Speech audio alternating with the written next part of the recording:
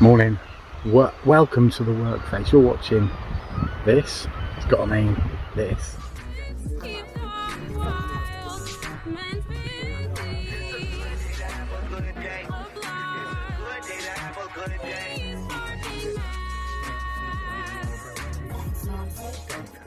I couldn't have said it better myself. Where are you two today, by you ask? Look at that. The sun is just coming up. I can't quite capture the beauty of it on the video, so I'll just overlay a photo to show you, see if that looks any better. Well, it looks exactly the same. Where are we going today? Well, yeah, we are at Teignmouth, and I'm going to head to Anvil Cove today, and this is kind of an extension to a trip I did a year ago. I'll show you a link at the top. And this means we're going to be heading across the river. We're going to be sheltered a little bit by the look of it from any slight breeze by cliffs. And yeah, I'm heading to a place called Anvil Cove.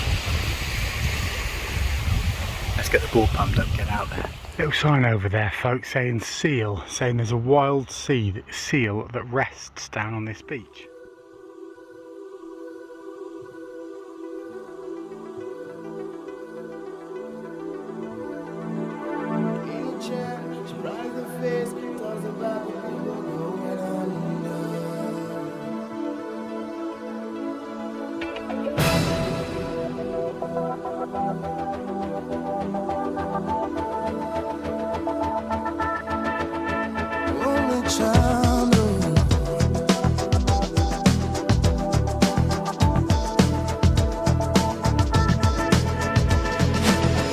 A man decides after 70 years that what he goes there for is to unlock the door. While those around him criticize and sleep.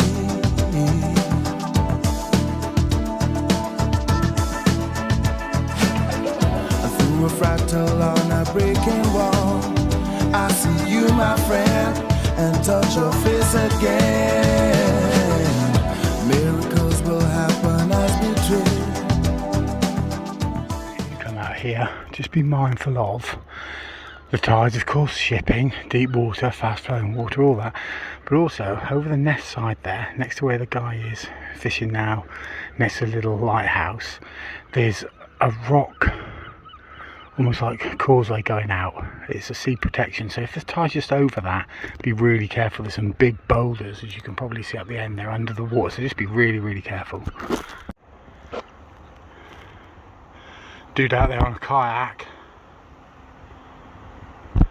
13-footer, apparently not that stable, goes quick enough, I know that.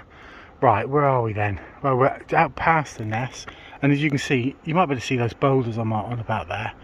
There's loads and loads of them, and here we've got all the cormorants in there. And you know, when you go further along this coast sometimes, and please excuse the muddiness on the camera lens, it's inside a case, but I've learned the hard way, it's better to be safe than be sorry. But anyway, what you've got there is you've got the cormorants, and it's almost like a little nursery. So what you end up seeing when they're really young is like that one, he's just struggling to get up onto the rock now. They swim around and they almost are using the water to help them, well they're using the water to help them learn to fly, so they can't quite fly, some of them.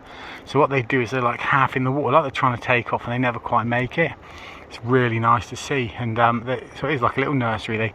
Their mums and dads set them up in a little area, and this is what they say to them. No running, no jumping, no bombing, no spitting, and most importantly, what's the one that we really don't want to see them doing, folks? That's right, no heavy petting at the swimming pool or in the sea. And if your mum's got to say that to you, then you really do need telling off. Nest Beach or Nest Cove on there, and then we're heading on towards Smuggler's Cove, and then eventually we're going to go past loads and loads and loads of little coves till we get to Anvil Cove. So the conditions are great. The tide is just turning to come in or thereabouts, so on we go.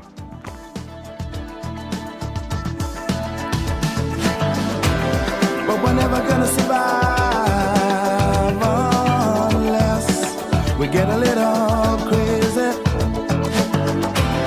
No, we're never gonna gonna survive unless we are a little.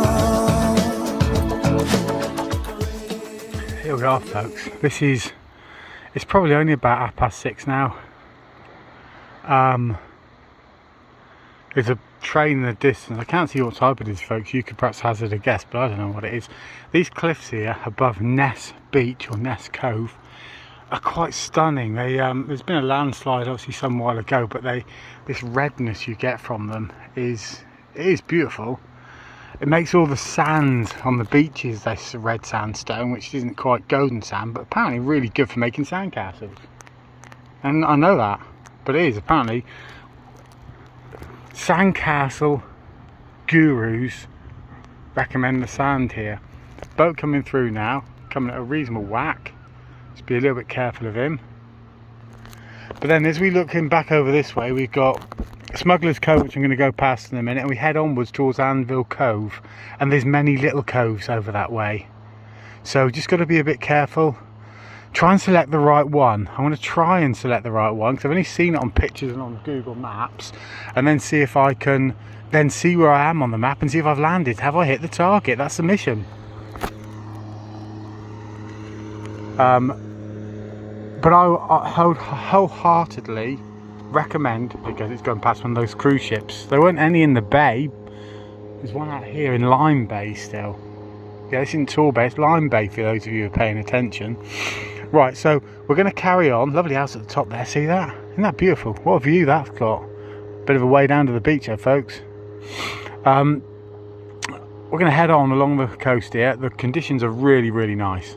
Almost perfect, almost perfect. I think they probably are perfect. On we go. I'm heading along. There's still many coves here, but I'm going to keep going because I think there's a little bit jutting out in front of the cove that I'm after, so I'm going to carry on. It's been a long old smack, and the wind will be in my back on the way back, which will be very good, and always plan for that, folks. I've had a bit of a nosy around the corner.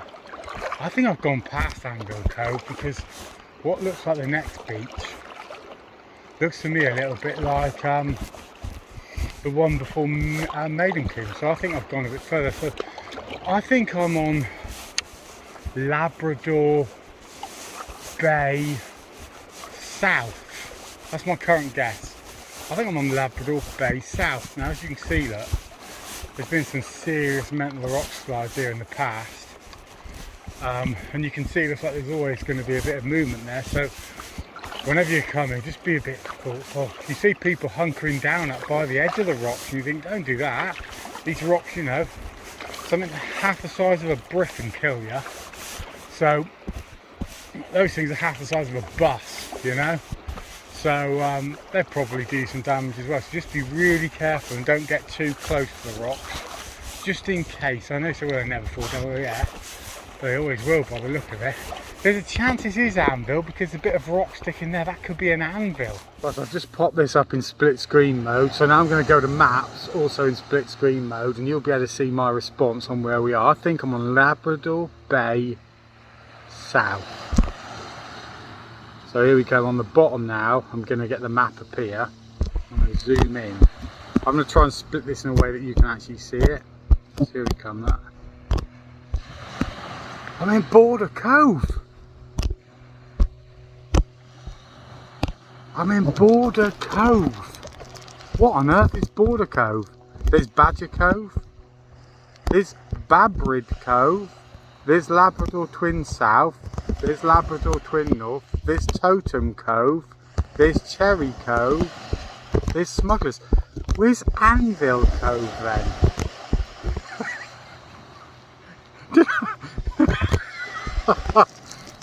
I might have made it up. What cove am I in? Border Cove. What sort of code is this? Herring Cove. You're having a laugh. Mackerel Cove. Where are all these coves? I thought it said Blackadders. Blackadder's Cove. Maidenfoot. Maidencoombe. Maidencoombe? Where on earth am I? Hang on. There must be some. Zoom in a bit. Mackerel. Just following up here on this little dinky map. Herring.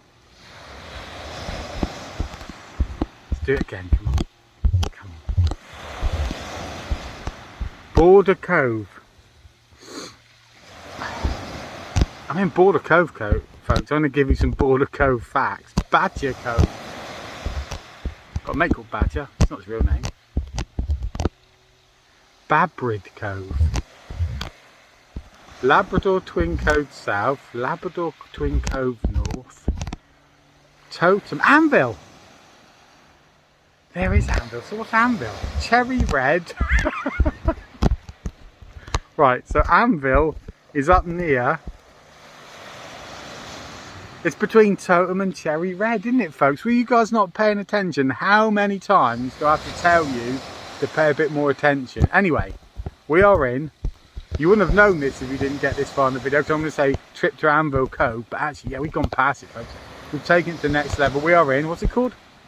Badger. Border Cove. Just think of Border Collie. That's what I'm going to think. That's what I'll forget it in a minute. Border Collie Cove. Or Border Cove, like I call it. Dear oh dear, let's have a look around, see what it's like at Border Cove.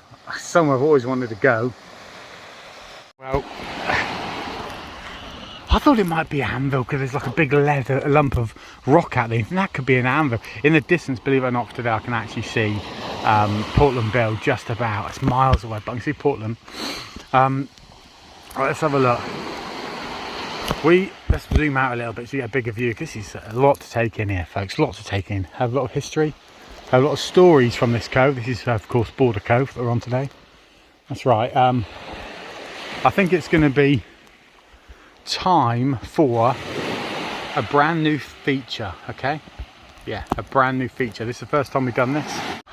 I promised you last time a brand new feature, and I've got my thinking head on, but I think this is going to be called the Border Cove Fact of the Day. It's time for Border Cove Fact of the Day, folks.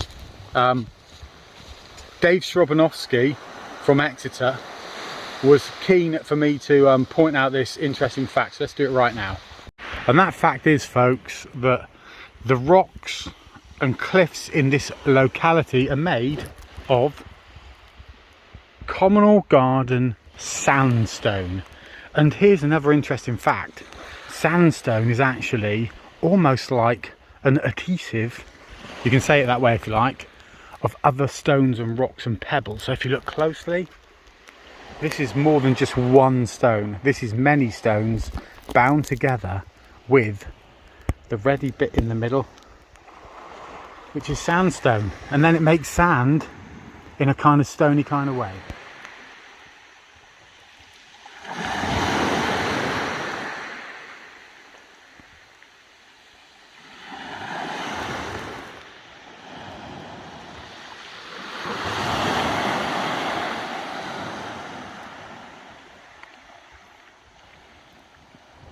Isn't it nice here, folks? Isn't it lovely?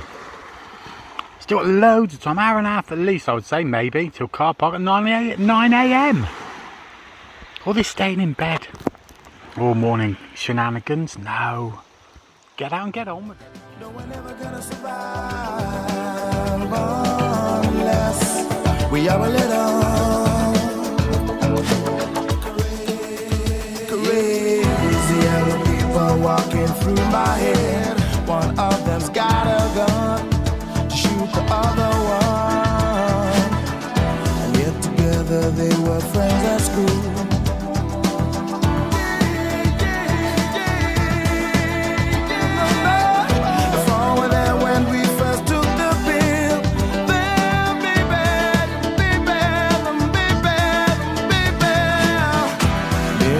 Will happen as we speak.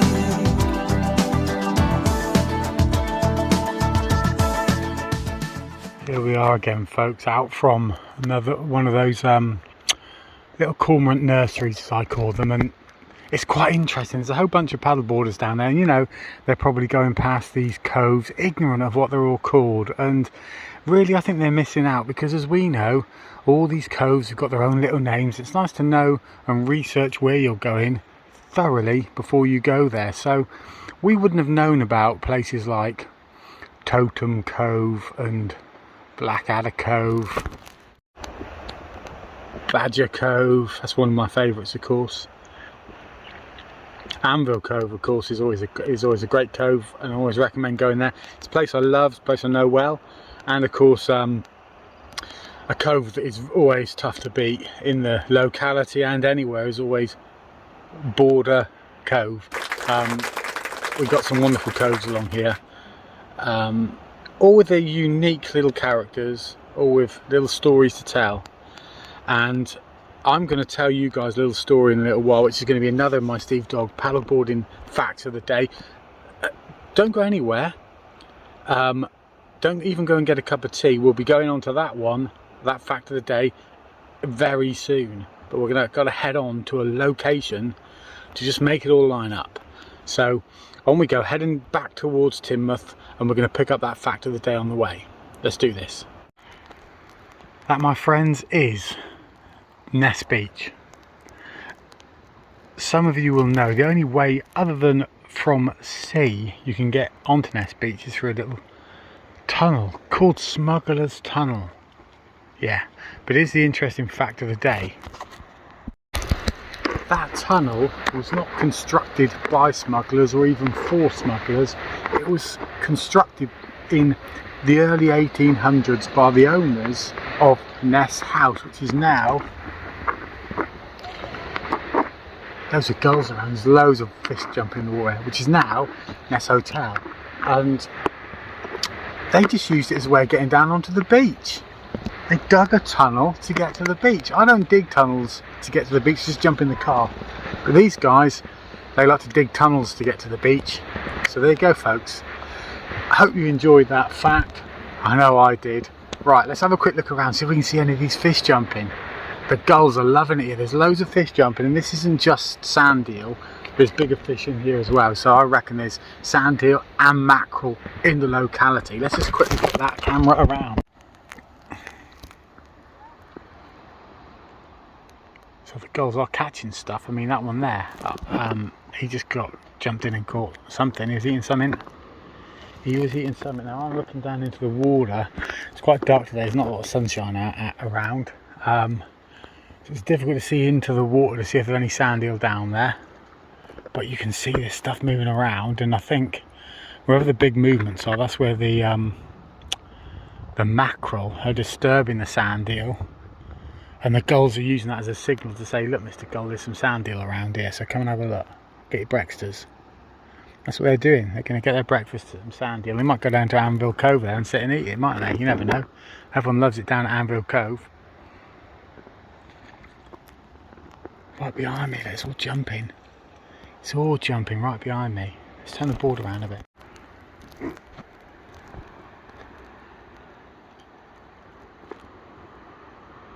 Are we going to see footage? Are we going to get footage of fish jumping? I know it doesn't get much more exciting than that. There's certainly fish in the water just in front of me, just here. This isn't just wind swirling on the surface. This is movement. Look there, see that? This is movement in the water.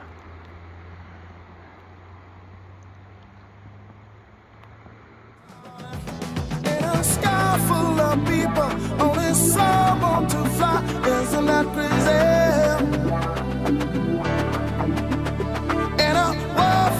People, only some want to fly. Isn't that crazy? Crazy. In a heaven of people, there's only some want to fly. Isn't that crazy? Oh, baby.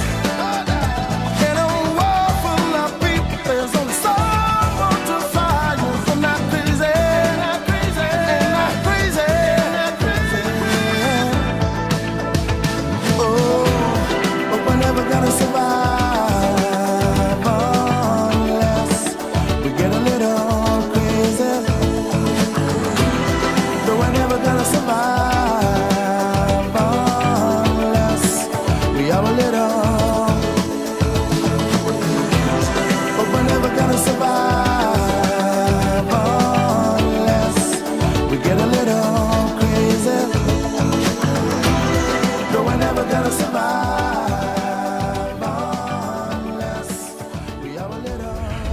Back on dry land, didn't have a swim today. seems the world is now starting to come to life. But I've been fortunate enough to have been out there for a few hours already, so wasn't it fun, wasn't it? Finding different coves, getting lost. We all like to get a little lost, don't we? We've got to be a little crazy out there, haven't we, folks? That's what they say. Catch you guys on the next paddleboarding, schmaddleboarding flip side.